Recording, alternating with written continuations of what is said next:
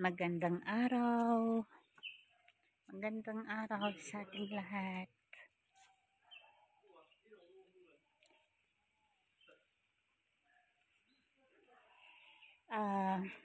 I-update ko lang kung saan kami nakatira dito sa India.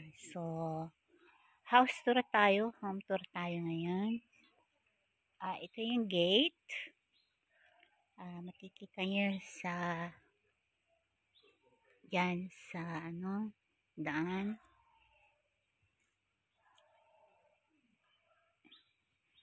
Bale, parang forest yan kasi merong may-ari ng lupa na yan. 5 hectares yata yan. So, bakante yan. Ang bahay niya nandun sa harapan malapit sa highway. So, dito tayo. Pagka binuksan niya itong gate, ito ay interlock siya. At meron ako mga halaman dito. Yung kapitbahay namin, yung biyanan ko. Yan, mini garden ko dito sa bahay. Tapos, full interlock siya. And then, ito yung bahay dito. Yan, pupunta tayo sa taas. Tag-ulan ngayon dito, kaya marami ako nakasampay sa taas. So, ito yung mini garden ko. Yung, ano bang tawag dito? Garlic vine. Tapos, tag-ulan dito, kaya hindi ko masikaso itong garden. Yan, may coconut tree din. So, bago tayo pupunta sa kabahayan, pupunta muna tayo dito sa rooftop. Okay, sa rooftop tayo. Kung makikita nyo, sa labas ang hagdanan, papunta sa rooftop kasi, ayan.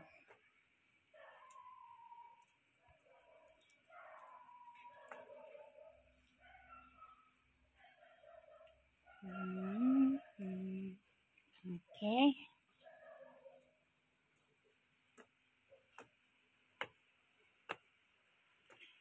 So, ito yung rooftop.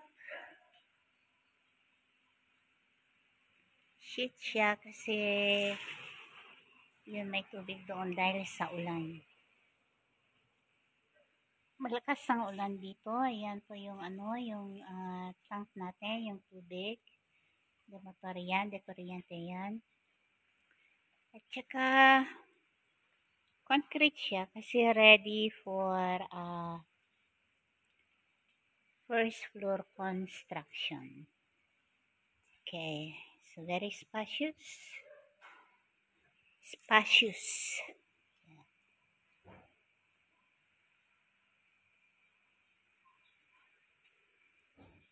Ito naman ang Arakanat Garden. Maraming bunga, may pakat din dyan.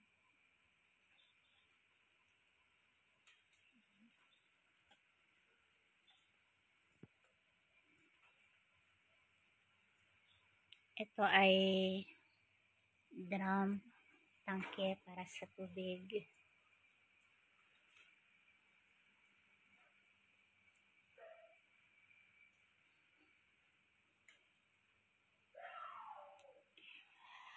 Maring ito na ang huli kong vlog dito sa bahay kasi ibinenta na namin ang bahay na ito. So,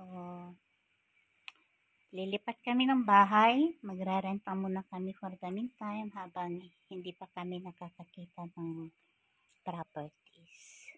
So, hindi ko na sasabihin kung magkano ang bentahan namin dito sa bahay. Of course, million siya in pesos.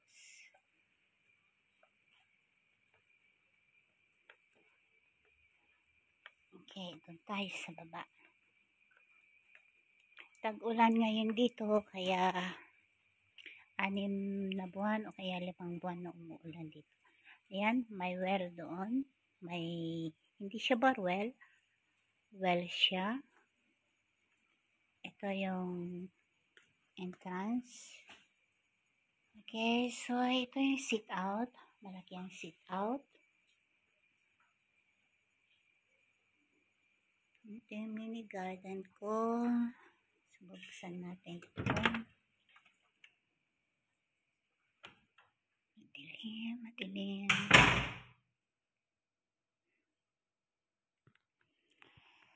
So, white tile siya. Okay, yan na. Pagbungad mo ng bahay, ito ang makikita mo. Living room.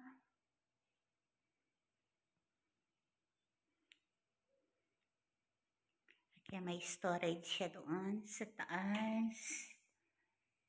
And high ceiling din siya. Okay, yan. Kita nyo, karton. Nag-i-impake na ako. Ready to move. So, yan siya. Yan yung CR. Common CR. So, dito muna tayo sa first room.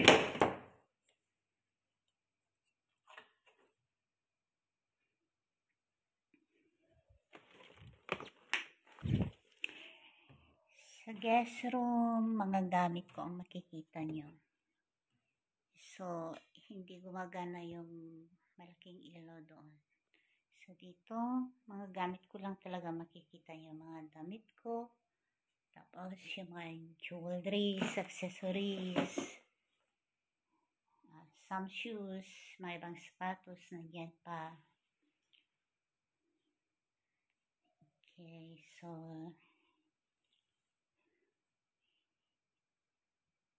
yan, storage yan. Okay, yung mga abu-abubot ko, alam nyo na, babae. Mahilig sa abubot. So, ito yung first room. Paglabas nyo. Ito naman yung inverter. Pag nawawala ng kuryente, yan ang pumapalit. Kaya may ilaw tayo. Pero pag may kuryente, ay switch na, naka-ano lang siya.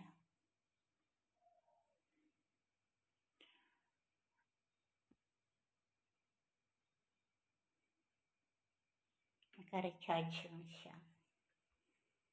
Ito yung piano ni Goldie. Okay, so paglabas niya, yan na yung living room.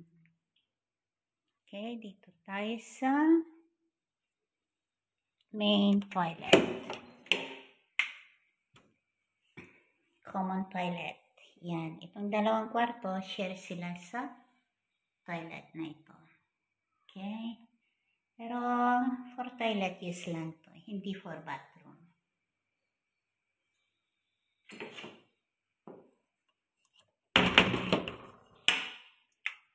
So, dito tayo sa second room. Bale, ito kasi ang pinagkukwartuhan ng anak kong dalaga. So, yan yung showcase niya. Okay, built-in na siya. Furnished siya. So, ready for packing to kami. Yan, nakapack na ibang gamit namin. So, yan. Furnished siya with cabinets na yan and showcase. So, dito naman, ito may pintuan dito. So, kung gusto niya pumunta sa toilet, pwede siyang dumaan dito. Otherwise, dito. Okay. So, next tayo. After that, yan, may mga showcase din yan. So, kita nyo, traditional style, ang lightings pa rin ay ganyan. Pero, ang ceiling naman niya is modern. Yan. Abubot, abubot, abubot. Ito yung prayer room ni Mr. So, hindi ko nabubuksan yan. Ito yung dining natin. Yan. So,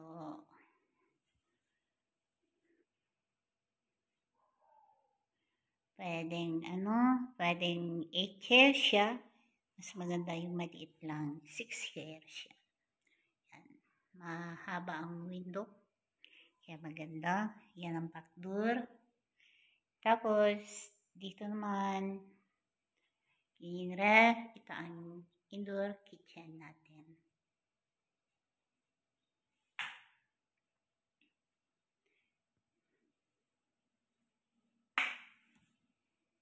Okay, yan ang indoor. Yan, ready na kami.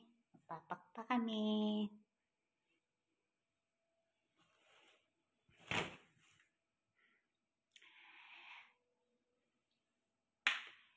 Ito, furnished cabinet na siya.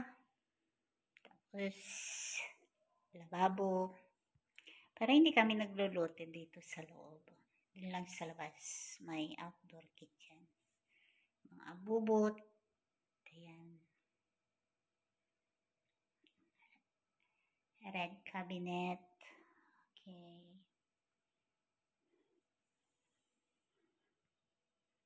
Okay, nakikita nyo dito.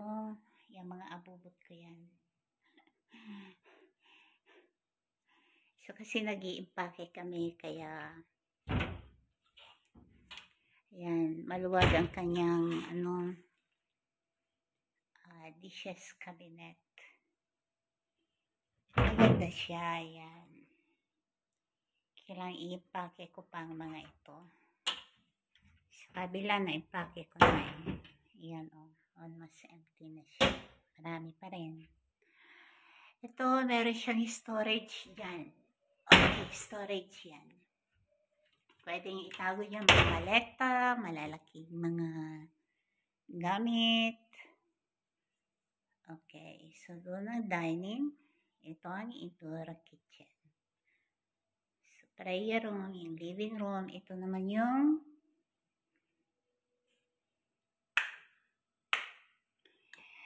master bedroom.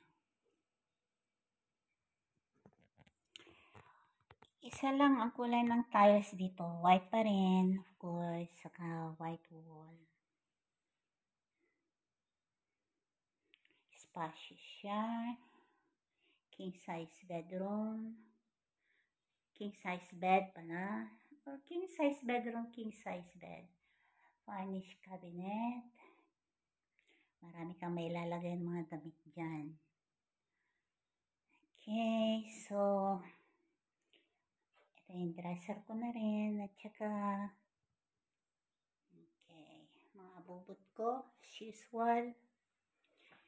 And then dito ko na nilalagay yung mga brief, underwears, panties, bras, saka ayun, nawala yung isang handle niya. Yan.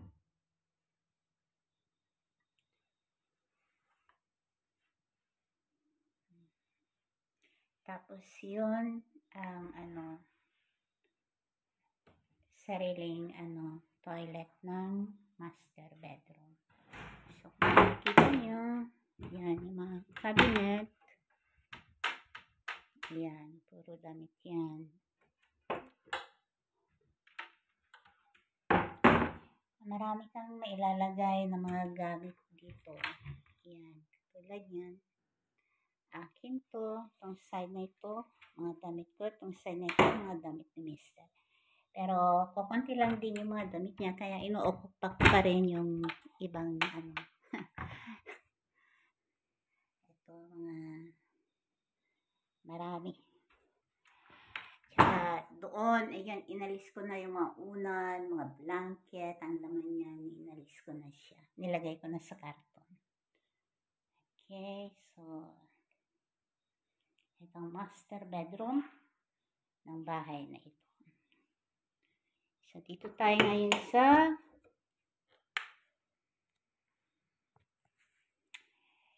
ito ang attached bathroom ng master bedroom. Yan, salamin. At saka bathtub, pero hindi kami naliligo dito. May konting-konting dekorasyon. Hindi ko na inopen ang ilaw niya. Tsaka, yan. So, syempre, laging naka-close yan. Kasi ayaw ko yung ino-open ko yung Ano siya, hindi siya kalakihan. Pero comfortable at importante, malinis. Pag malinis ang bahay mo, ay comfortable ka. So, marami pa akong ipapak. Maraming mga kagamitan. Kaya, bukas na lang ulit ako magpapak. So, dito ngayon sa outdoor kitchen. Ito yung backdoor, ito yung gate ng backdoor kitchen. Yan. Double gate siya. So, ito yung gate. Palabas naman yan. Tayo. Okay. So, itong outdoor kitchen natin, dito kami nagluluto. Lahat-lahat na ng lulutuin, gagawin, dito na kami gumagawa. So, sliding door siya. And, malinis naman siya. Ang ano niya, tiles. Ibabaw tiles. Hindi kagaya ng indoor kitchen granite, black granite siya. So, dito, gray tiles. At saka, tiles pa rin. White tiles pa rin. As you can see, overloaded. Gamit. Dito ang washing machine. Tapos, ito naman ay bathroom. So, dito kami naliligo. Yan. Bathroom lang siya. Walang toilet yan. Yan kami naliligo. So, ito ang outdoor kitchen. So, ito naman ay storage. Yan, may storage siya. Storage room.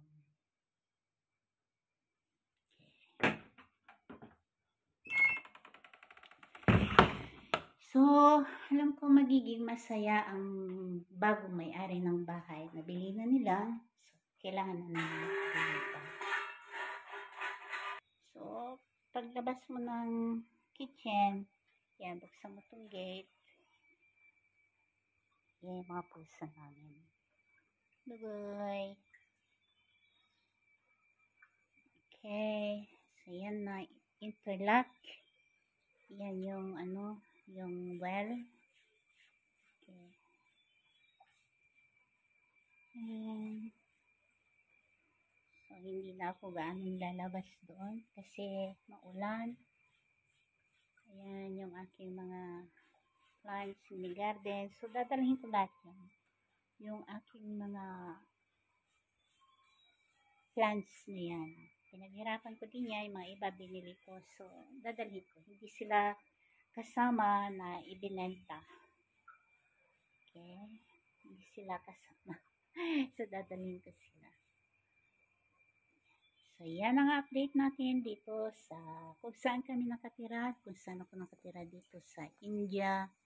So, naibenta na namin ang bahay na ito. Lilipat na kami dahil kailangan na nilang bahay na ito. So far, meron na kaming malilipatan na bahay. Kaya, update ko kayo sa susunod. Renta muna kami bahay habang kami ay naghahanap ng sariling property. So, meron din kaming plano syempre. Maraming salamat sa inyo sa panonood ng aking video na ito. Bye-bye!